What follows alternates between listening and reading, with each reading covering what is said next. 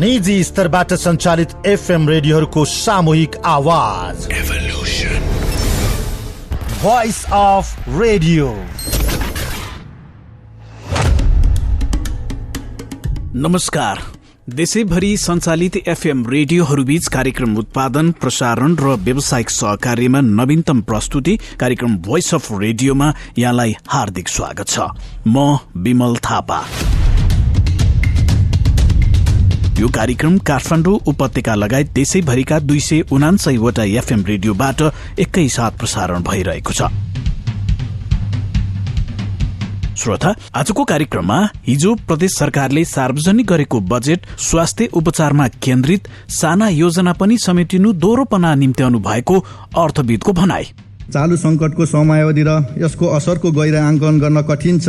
यो अवस्थालाई मध्यनजर गर्दै यो बजेट लचकदार रहने गरी प्रस्तुत गरेको छु। त्यो जुन चाहिँ नि त्यो त्यति उपयुक्त होइन, किनभने त्यस्ता साना कार्यक्रम भनेको स्थानीय तहबाट गराउने हो। केही समयदेखि सरकारप्रति युवाहरूको विरोध श्रृंखलामा सामाजिक सञ्जालको भूमिका बढ्दो। यसलाई चाहिँ आजभोलि चाहिँ बदलिँदो यो समाजको सूचना सञ्चार, सोशल मिडिया अनि यसको सहज पहुँच ले चाहिँ यसलाई अझ सजिलो बनाइदिएको छ। र सरकारले कोरोना भाइरसको रोकथाम र नियन्त्रणका लागि लगाएको लकडाउन खुकुलो बनाउँदा यसको प्रभावकारिता कस्तो हुँदैछ लगायतका सामग्री रहनेछन्। सुरुमा भने कोरोना भाइरस कोभिड-19 को संक्रमण र यसको आजसम्मको अवस्थाका बारेमा कोभिड-19 विशेषलाई प्रस्तुत गर्दै हुनुहुन्छ साथी मीना साउद। Corona update. पछिल्लो 24 घण्टामा नेपालमा थप 380 जनामा कोरोना भाइरसको संक्रमण पुष्टि भएको छ। स्वास्थ्य तथा जनसंख्या मन्त्रालयका प्रवक्ता डाक्टर जागेश्वर गौतमका अनुसार पछिल्लो 24 घण्टामा देशका विभिन्न प्रयोगशालामा गरिएको परीक्षणका क्रममा थप 380 जनामा कोरोना भाइरसको संक्रमण पोजिटिभ देखिएको हो। आज थपिएका 380 सहित नेपालमा संक्रमितको संख्या 6591 पुगेको प्रवक्ता डाक्टर गौतमले जानकारी दिनुभयो। पछिल्लो 24 घण्टामा थप 117 जना उपचारपछि निको भएका छन्। यो सहित डिस्चार्ज हुनेको संख्या नेपालमा 1158 पुगेको छ। प्रवक्ता डाक्टर गौतमका अनुसार हालसम्म देशका 73 जिल्लामा कोरोना भाइरस संक्रमण फैलिएको छ। हालसम्म नेपालमा 1,43,738 पीसीआर परीक्षण र 2,23,519 आरटीटी परीक्षण सम्पन्न भएको प्रवक्ता डाक्टर गौतमले बताउनुभयो। त्यस्तै आजसम्म नेपालमा 1,33,009 जना क्वारेन्टाइनमा बसिरहेका छन् भने 5,531 जना आइसोलेसनमा रहेर उपचार गराइरहेका छन्। सुदूरपश्चिम प्रदेशमा थ्रोट स्वाब राख्ने बीटीएम नहुँदा स्वाब संकलनको कार्य दोस्रो पटक रोकिएको छ। थ्रोट स्वाब राख्ने भाइरल ट्रान्सफर मिडिया बीटीएम नभएपछि कोरोना परीक्षणको लागि आवश्यक स्वाब संकलन पूर्ण रूपमा रोकिएको स्वास्थ्य निर्देशनालयका निर्देशक डाक्टर गुणराज अवस्थीले बताउनुभयो। सामाजिक विकास मन्त्रालय अन्तर्गतको स्वास्थ्य आपूर्ति तथा व्यवस्थापन केन्द्रमा बीटीएमको मौजदात सकिएको बताउँदै डाक्टर अवस्थीले अहिले स्वाब संकलनको कार्य रोकिएको बताउनुभयो। बीटीएम संघीय सरकारले खरिद गर्ने भएकाले पठाइदिन अनुरोध गरेको उहाँले बताउनु भएको छ। बीटीएम सकिएपछि शंकास्पद र कोरोना संक्रमितको सम्पर्कमा आएकाहरूको समेत स्वाब संकलन हुन सकेको छैन। यसअघि संकलन गरिएका 2066 जनाको स्वाब संकलनको लागि राष्ट्रिय जनस्वास्थ्य प्रयोगशाला काठमाडौँ पठाएकोमा अब धनगढ़ीको पशु अन्वेषण प्रयोगशालामा जडान गरिएको आरटीटी र पीसीआर मेसिनमा स्वाब नभएर परीक्षण नै बन्द हुने देखिएको छ। यसअघि स्वास्थ्य निर्देशनालयले जेठमा प्रयोगशालाको क्षमता भन्दा बढी स्वाब संकलन गरिएको भन्दै 5 दिनको लागि स्वाब संकलन रोकेको थियो। स्वाब संकलन शुरू भएको 1 हप्तामै फेरि बीटीएम सकिएपछि स्वाब संकलन बन्द भएको छ। दक्षिण कोरियाली सरकारले नेपाल सरकारलाई 50,000 थान आरटीपीसीआर किट प्रदान गरेको छ। देशभर कोरोना भाइरस संक्रमण फैलिरहेकाले परीक्षणको दायरा बढाउन कोरियाली सहयोग नियोग कोहकाले आज 6 करोड़ 25 लाख रुपैयाँ बराबरको परीक्षण उपकरण आज सरकारलाई हस्तान्तरण गरेको हो। कोहकाका तर्फबाट त्यहाँ स्थित कोरियाली राजदूतावासको कार्यवाहक राजदूत सञ्चिल कोनले स्वास्थ्य तथा जनसंख्या मन्त्रालयका प्रमुख स्वास्थ्य विशेषज्ञ तथा स्वास्थ्य समन्वय महाशाखा प्रमुख डाक्टर राजन पोखरेललाई सामग्री हस्तान्तरण गरेका हुन्। कोरियाले आज 25,000 थान उपकरण उपलब्ध गराएको तथा बाँकी स्वास्थ्य सामग्री आगामी शनिबारबाट प्रदान गरिने कोहोकाले जनाएको छ। र बाजुराको हिमाली गाउँपालिका 5 कवाडीको क्वारेन्टाइनमा बसेकाहरूले आडिटी गर्न गएका स्वास्थ्यकर्मीमाथि ढुङ्गा मुढा प्रहार गरेका छन्। भारत लगायत विभिन्न स्थानबाट घर फर्किएका वडा नम्बर 5 को क्वारेन्टाइनमा बसेकाहरूले आडिटी रिपोर्ट पोजिटिभ आएपछि स्वास्थ्यकर्मीमाथि नै ढुङ्गा मुढा प्रहार गरेका हुन्। उनीहरू क्वारेन्टाइनमा बसेको 14 दिन पूरा भएपछि हिजो दिउँसो गाउँपालिकाका स्वास्थ्य संयोजक राज बहादुर भण्डारी आफै आडिटी गर्न पुगेका थिए। परीक्षणका क्रममा एक महिलाको रिपोर्ट पोजिटिभ आएपछि क्वारेन्टाइनमा बसिरहेका उनीहरूले तैले किन आडिटी रिपोर्ट पोजिटिभ निकालिस् भन्दै स्वास्थ्यकर्मीमाथि नै ढुङ्गा मुढा प्रहार गरेका थिए। स्वास्थ्यकर्मी भण्डारीको छातीमा गम्भीर चोट लागेपछि अहिले प्राथमिक स्वास्थ्य केन्द्र कोल्टीमा उपचार भइरहेको प्राथमिक स्वास्थ्य केन्द्रका कोभिड-19 रोकथाम तथा नियन्त्रण समिति सम्पर्क व्यक्ति ओम जङ शाहीले बताउनुभयो। कोरोना भाइरसको जोखिम उच्च रहेका बेला क्वारेन्टाइनमा बसिरहेकाबाटै स्वास्थ्यकर्मीमाथि ढुङ्गा मुढा प्रहार भएको प्रति खेद प्रकट गर्दै गाउँपालिकाका अध्यक्ष गोविन्द बहादुर मल्लले उनीहरूलाई कानून बमोजिम कारबाही गरिनुपर्ने माग गर्नु भएको छ। यता जिल्ला प्रहरी कार्यालय बाजुराले पनि घटनामा संलग्नलाई आवश्यक कारबाहीका लागि स्थानीय प्रहरी प्रशासनलाई निर्देशन दिएको छ। श्रोता, आर्थिक वर्ष 2077-78 को लागि हिजो 7 वटै प्रदेशले बजेट सार्वजनिक गरेका छन्। मुलुक कोरोना संक्रमणको अवस्थाबाट गुज्रिरहेका बेला सबै प्रदेशको प्राथमिकता स्वास्थ्यमा केन्द्रित हुनु स्वाभाविक नै हो। यद्यपि आकार र स्वरूपका दृष्टिकोणले संघीय बजेटलाई पछ्याउँदै प्रदेशका बजेट आउनुलाई अस्वाभाविक मान्न सकिन्न। चालू आर्थिक वर्षमा पनि विनियोजित बजेटमा झण्डै आधा बजेट खर्च गर्न नसकेको प्रदेश सरकारले आगामी आर्थिक वर्षका लागि विनियोजन गरेको बजेट कार्यान्वयनमा भने थुप्रै चुनौती खडा हुन सक्ने अनुमान गरिएको छ। साथी मिना साउथको एक report of the day. Corona virus रोकथाम तथा नियन्त्रणका लागि देशव्यापी रूपमा गरिएको लकडाउनका बीच 7 प्रदेश सरकारले आगामी आर्थिक वर्ष 2077-78 का लागि बजेट सार्वजनिक गरेका छन्। यो वर्ष सबैभन्दा बढी बागमती प्रदेशले 51 अर्ब बढीको बजेट ल्याएको छ।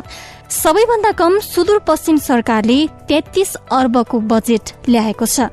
प्रदेश 1 का आर्थिक मामिला तथा योजना मन्त्री इन्द्र बहादुर आङबोले कोभिड-19 को विषम परिस्थितिलाई ध्यान दिँदै प्रदेशको बजेट केन्द्रीकृत गरिएको बताउनुभयो। चालू संकटको समयावधि र यसको असरको गहिरो आंकलन गर्न कठिन छ। यो अवस्थालाई मध्यनजर गर्दै यो बजेट लचकदार रहने गरी प्रस्तुत गरेको छु। तसर्थ अवस्था अनुसार कानूनी प्रावधान अनुरूप संशोधन गरी कार्यान्वयन गर्ने व्यवस्था गरेको छु। प्रदेश नम्बर 2 का आर्थिक मामिला तथा योजना मन्त्री विजय कुमार यादवले प्रदेशबाट विदेश गएका जनशक्ति भित्रिने भएकाले भोलिका दिनमा अझै रोजगारीको संकट देखिन सक्ने भएकाले प्रदेशभित्रै रोजगारीको कसरी सृजना गर्न सकिन्छ भन्नेमा बजेट केन्द्रित भएको बताउनुभयो। प्रदेश नम्बर 2 जिल्लागत रूपमा धनुषाबाट धेरै जनसंख्यामा कामदारहरू वैदेशिक रोजगारमा गएको भए तापनि कामदारहरूको प्राय अध्यक्ष एवं अदर्शक भएको पर्याप्त आयको ठूलो अंश उपभोक्ता खर्च हुने गरेकोमा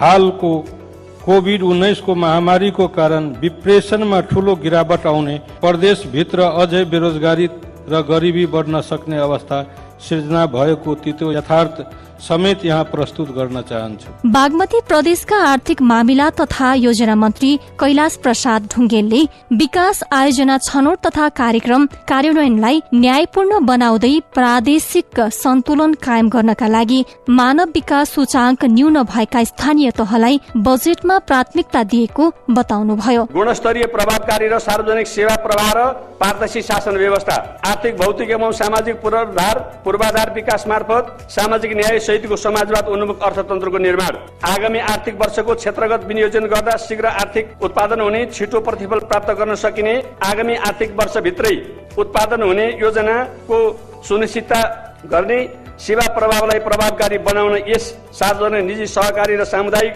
क्षेत्रसँगको साझेदारीबाट विकास प्रक्रियालाई अघि बढाउने कार्यक्रमहरूमा जोड दिएको छ। यस्तै गण्डकी प्रदेशका आर्थिक मामिला तथा योजना मन्त्री किरण गुरुङले पनि कोरोना भाइरसका कारण संकटग्रस्त भएको आर्थिक गतिविधिलाई चलायमान गराउनको निम्ति पनि प्रदेशको बजेट लक्षित गरिएको बताउनुभयो। बजेट तर्जुमा गर्दा संघीय सरकारको आगामी आर्थिक वर्ष 77-78 को नीति तथा कार्यक्रम र बजेट तथा कार्यक्रमलाई आधारमा लिएको छु। यो बजेट तर्जुमा गर्दा विभिन्न क्षेत्रका सरकारवालाबाट प्राप्त सुझावलाई समेत ध्यान दिएको छु। नोभल कोरोना भाइरस रोगको महामारीका कारण संकटग्रस्त अर्थतन्त्रलाई पुनः गतिशील चलायमान बनाउन अनुत्पादक लगानी र खर्चलाई कटौती गरेको छु। यो बजेट तर्जुमा गर्दा स्थानीय स्रोत र साधनको परिचालन गरी सेवा उत्पादन र रोजगारी अभिवृद्धि गर्ने योजना र कार्यक्रम केन्द्रित गरेको छु। यसै गरी 5 नम्बर प्रदेशका मुख्यमन्त्री शंकर पोखरेलले स्वाभाविक रूपमा विश्वव्यापी रूपमा जटिल रूपमा रहेको कोरोना भाइरसको रोकथाम र नियन्त्रणका लागि स्वास्थ्य सेवा तथा अत्यावश्यक सेवालाई प्राथमिकतामा राखेर बजेट तर्जुमा गरिएको बताउनुभयो। वित्तीय अनुशासन कायम गर्दै समष्टिगत आर्थिक स्थायित्व कायम राख्न मद्दत गर्ने गरी स्वास्थ्य सेवा लगायतका अत्यावश्यक सेवा प्रवाहको सुनिश्चितताका साथै मानिस र अर्थतन्त्रको जीवनधारा पुनस्थापित गर्नुपर्ने भएको छ। त्यसका लागि उपलब्ध साधन र स्रोतको कुशलतम विनियोजन गर्नुको विकल्प हामीसँग छैन। कर्णाली प्रदेशका आर्थिक मामिला तथा योजना मन्त्री प्रकाश ज्वालाले इतिहासको अत्यन्तै जटिल परिस्थितिमा सीमित स्रोत र साधनका बावजुद महामारी भोकमरी र रोजगारीमा केन्द्रित रहेको बताउनुभयो। हामी यति बेला इतिहासमै अत्यन्त ठूलो चुनौतीको सामना गर्न बाध्य छौं। सीमित स्रोतबाट असीमित आवश्यकता सम्बोधन गर्नुपर्ने अवस्था रहेको छ।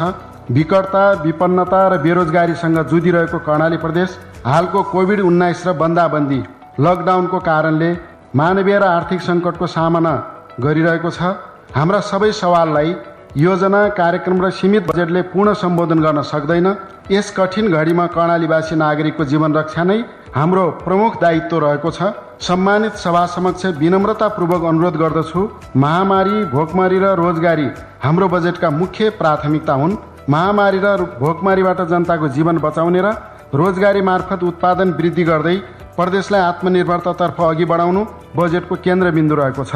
यसै गरी सुदूरपश्चिम प्रदेशका आर्थिक मामिला तथा योजना मन्त्री झपट बहादुर बोहराले विद्यमान महामारीको चुनौतीलाई कसरी न्यूनीकरण गर्न सकिन्छ भन्नेमा केन्द्रित रहेको बताउनुभयो। प्रदेश सरकारले प्रस्तुत गर्ने आगामी आर्थिक वर्षको बजेट विद्यमान महामारीले सिर्जना गरेको चुनौतीलाई न्यूनीकरण गर्ने र यस चुनौतीलाई पनि एक नयाँ अवसरको रूपमा परिणत गर्ने तर्फ उन्मुख हुने बेहोरा म सम्मानित सभामा अनुरोध गर्न चाहन्छु। कोरोना भाइरसको संक्रमण बढ़िरहेका बेला प्रदेश सरकारले आफ्नो बजेट संघीय बजेटको प्राथमिकतालाई नै पछ्याएको अर्थविद डाक्टर चन्द्रमणि अधिकारी बताउनुहुन्छ। प्राथमिकतालाई केन्द्रले जुन ढङ्गले प्राथमिकता लिनुपर्ने हो, अहिले कोभिडलाई, स्वास्थ्यको विषयलाई, रोजगारीलाई र आर्थिक पुनरुत्थानलाई, जीविकोपार्जनलाई, त्यस्तातर्फ हाम्रो बजेट फोकस हुन्छ भनेर धेरै जसोको फोकस त्यतैतिर छ। कृषिमा छ, रोजगारी सिर्जना गर्नेमा छ,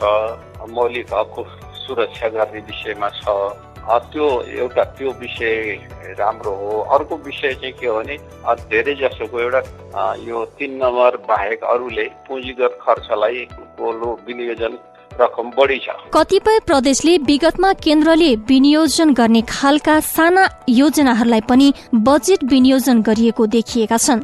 संघीय संरचनामा संघ, प्रदेश र स्थानीय तहले समेत आफ्नै बजेट निर्माण गर्ने भएकाले यी योजनाहरूमा दोहोरोपना आउने गरी बजेट आउन नहुने तर्क अधिकारीको छ। अब एउटा त साना साना कार्यक्रमहरूमा पनि बजेट विनियोजन गर्ने। गत सालकै हेरियो भने तपाईँको चाहिँ नि 10 लाख 5 लाखका कार्यक्रममा पनि प्रदेशले बजेट हाल्छ। त्यति उपयुक्त होइन, किनभने त्यस्ता साना कार्यक्रम भनेको स्थानीय तहबाट गराउने हो। स्थानीय तहकै भूगोलभित्र बसेर गर्ने कार्यक्रमहरूलाई स्थानीय तहलाई साधन र स्रोत दिएर उनीहरूलाई कुनै क्षमता अभिवृद्धि गराएर स्थानीय तहबाटै गराउनु पर्ने कामलाई पनि प्रदेश तहले पनि हात हाल्ने, केन्द्रले पनि हात हाल्ने र त्यस्तो हेर्दाखेरि हिजो संघीय यो चाहिँ नि 3टा तहको निर्वाचन हुनुभन्दा अगाडि केन्द्रले तत्कालीन स्थानीय निकायलाई बजेट नदिकन 60,000 का पद 1 लाख का कार्यक्रम पनि स्थानीय तहमा हाल्थ्यो। त्यस्तै खालको प्रवृत्ति एउटा देखिया छ। 7वटै प्रदेश सरकारले सोमबार आगामी आर्थिक वर्ष 2077-78 का लागि बजेट ल्याएका छन्। सबै प्रदेश सरकारले ल्याएको बजेटको योगफल 2 खर्ब 64 अर्ब 20 करोड 54 लाख छ। चालू आर्थिक वर्षमा 7 प्रदेशमा 2 खर्ब 59 अर्ब 60 करोडको बजेट ल्याइएको थियो।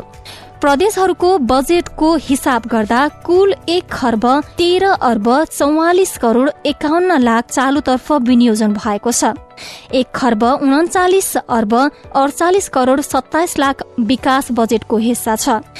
वित्तीय हस्तान्तरण र वित्तीय व्यवस्था लगायतका लागि 11 अर्ब 27 करोड 76 लाख विनियोजन भएको छ। प्रदेशहरूले आफ्नो मुख्य स्रोत संघ सरकारबाट प्राप्त हुने सशर्त सम्पूरक विशेष र वित्तीय समानीकरण लगायतको वित्त हस्तान्तरण, अनुदान र राजस्व बाँडफाँडबाट प्राप्त हुने रकमलाई बनाएका छन्। प्रदेशहरूले राजस्व परिचालनबाट पनि चालू आर्थिक वर्षकै महामारीमा असुलीको लक्ष्य राखेका छन्। भोइस अफ रेडियोका लागि मीना साउद, काठमाडौँ। श्रोता, केही समयदेखि सामाजिक सञ्जाल मार्फत निर्माण भएको युवाहरूको नेटवर्कले सरकार विरुद्ध देशका विभिन्न भागहरूमा प्रदर्शन गरेको छ। खास गरी सरकारले कोरोना भाइरसको रोकथाम र नियन्त्रणमा चालेका कदमहरू प्रभावकारी हुन नसकेको र यसका निम्ति खर्च गरिएको रकम पारदर्शी हुन नसकेको भन्दै उनीहरूले आक्रोश पोखिरहेका बेला कतिपयले यसलाई स्वाभाविक मानिरहेका छन् भने कतिपयले यसलाई राजनीतिक स्वरूप दिन खोजेको आरोप पनि लगाइरहेका छन्।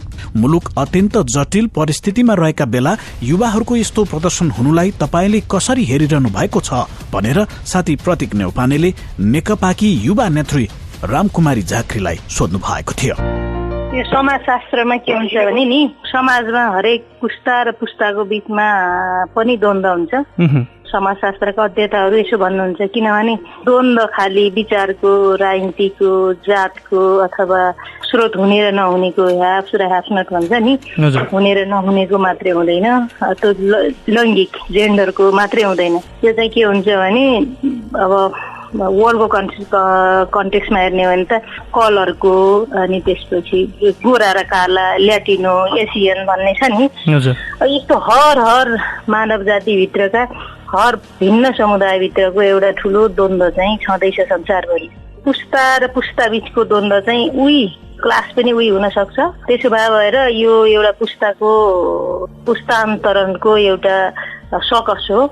त्यसले गर्दा यो सकस चाहिँ के भयो भने हामी राजनीति, अब हामी भन्नाले मेरो पुस्ता चाहिँ उहाँहरूकै उमेर समूहमा हुँदा हामी पनि त्यसरी आएका छौँ। हामीलाई के थियो, यो प्रणालीको, सिस्टमको, राजनीतिक व्यवस्थाप्रति हामी पनि असन्तुष्ट थियौँ। 11-12 वर्षको उमेरका केटाकेटीलाई के थाहा हुन्छ र उसले धेरै ठुलो राजनीतिक कुरा गर्छ र, तर पनि हामी यो सिस्टममा भएन भन्ने एउटा असन्तोषले नै हामीलाई त्यहाँसम्म पुर्याउँछ।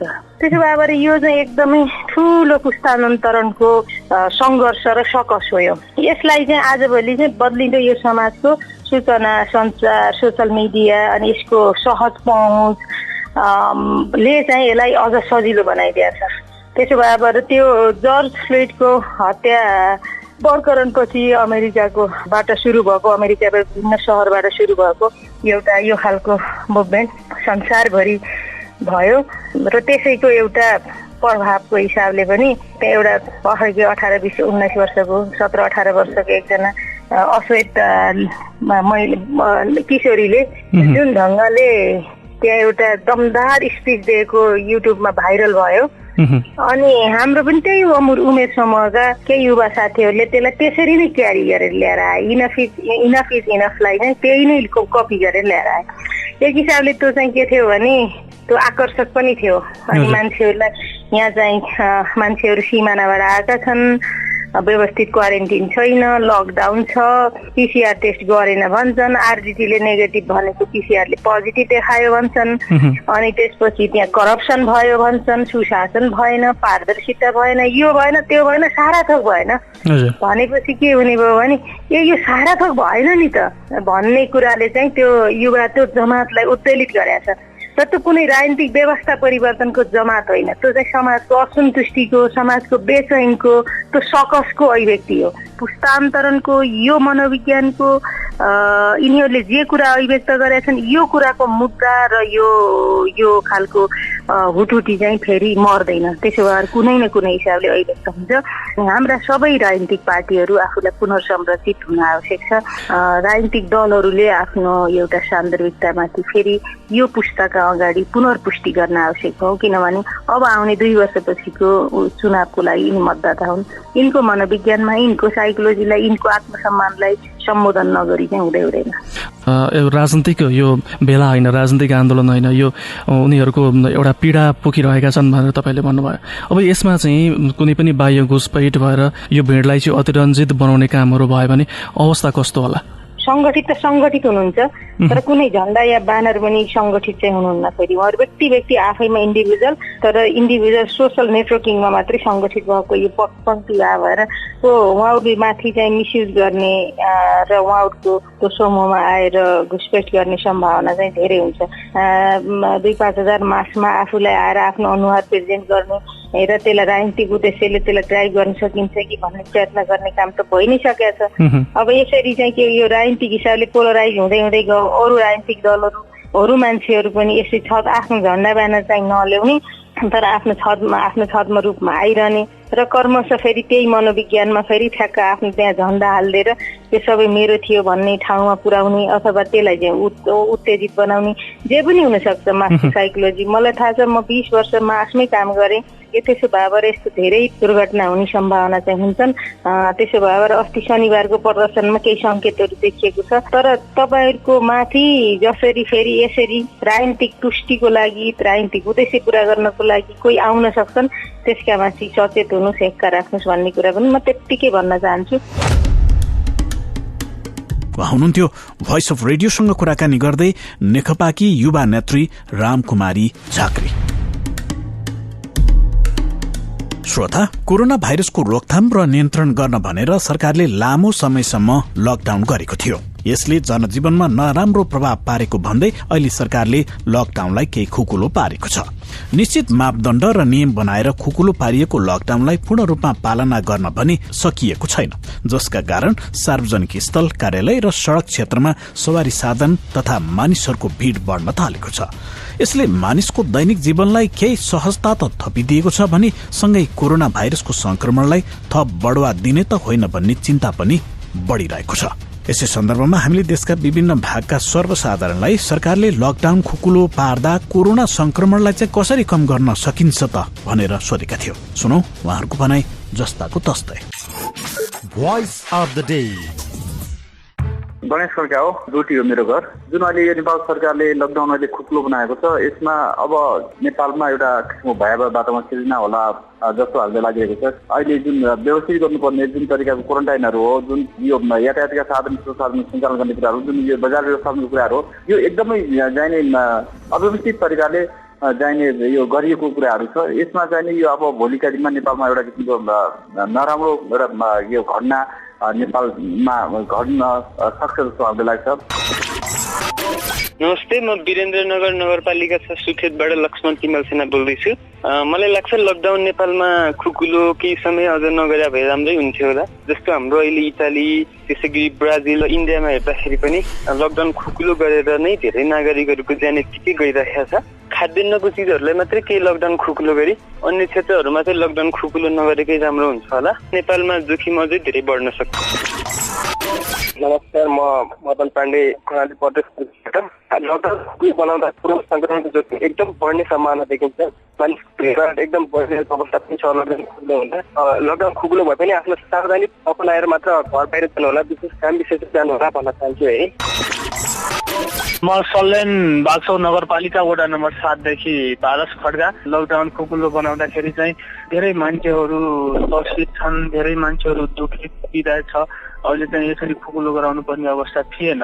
यो चाहिँ सरकारको गलत निर्णय भएको छ। त्यसै गरी हाम्रो प्रदेश नम्बर 6 मा अहिले त्यस्तो चेक जाँचको लागि मेसिनहरू राम्रो उपलब्ध छैन, किनकि अब 12 दिनसम्म चाहिँ रिपोर्ट आएको छैन।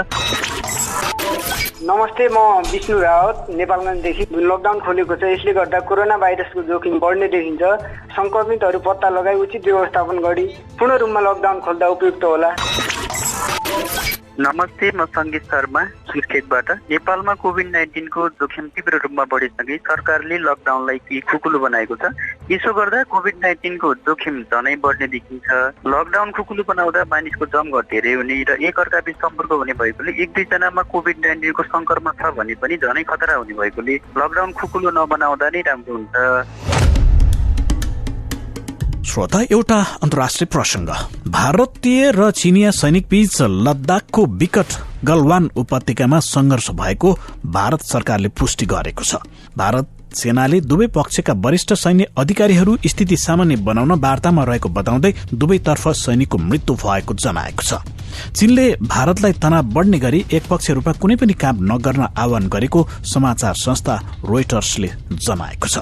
समाचार संस्था AFP का अनुसार चीनले भारतलाई सीमा उल्लंघन गरेर चिनिया सैनिकमाथि आक्रमण गरेको आरोप लगाएको छ। BBC हिन्दीका अनुसार भारतीय सेनाले भारत चीन सीमामा सोमबार राति भिडन्त हुँदा एक वरिष्ठ सैन्य अधिकारी र 2 सैनिकको मृत्यु भएको पुष्टि गरेको छ। भारतका अनुसार भारतीय सैनिकहरू सीमाबाट पछि हट्दा उक्त घटना भएको हो।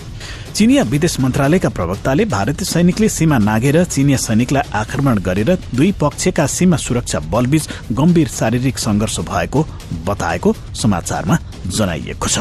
बेजिङले भने आफ्नो पक्षमा भएको क्षतिको कुनै पुष्टि अहिलेसम्म गरेको छैन, तर भारतीय सेनाले चिनिया सैनिकहरू पनि हताहत भएको दावी गरिरहेको छ।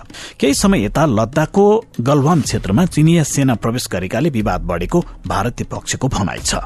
चीनको ग्लोबल टाइम्स पत्रिकाका अनुसार विद्यमान विवादलाई वार्ताबाट समाधान गरिने र त्यसका लागि दुवै देश तयार भएको बताएका छन्। भारत र चीन बीच सीमामा लामो समयदेखि तनाव हुँदै आएको छ, तर धेरै पछि सैनिकको मृत्यु हुने गरी संघर्ष भएको हो। दुई देशबीच सन् 1962 मा युद्ध भएको थियो, त्यसमा भारत नराम्ररी पराजित भएको थियो। चीनले आफ्नो 38,000 वर्ग किलोमिटर क्षेत्र ओगटेको भारतको आरोप छ। सीमाबारे दुई पक्षले 3 दशकमा पटक पटक वार्ता गरेका भए पनि कुनै समाधान फेला पारेका छैनन्। गत मे महिनामा दुई देशका सेनाबीच सिक्किमको सीमामा हात हालहाल भएको थियो। श्रोता, कार्यक्रम भोइस अफ रेडियो काठमाडौँ उपत्यका लगायत देशैभरिका 279 वटा FM रेडियोबाट एकैसाथ प्रसारण भइरहेको छ। हवस् त, आजको कार्यक्रम यति नै। भोलि हामी थप विषयवस्तुका साथ फेरि पनि उपस्थित हुनेछौँ। तबसम्मका लागि कार्यक्रम उत्पादनमा साथ दिनुहुने साथीहरू प्रतीक नेउपाने, मीना साउथ, रमेश भण्डारी, सुरेश भण्डारी र विश्वराज विष्टसँगै म विमल थापालाई पनि बिदा दिनुहोस्। तपाईँ सचेत रहनुहोस्, स्वस्थ रहनुहोस् र सुरक्षित रहनुहोस्। नमस्कार।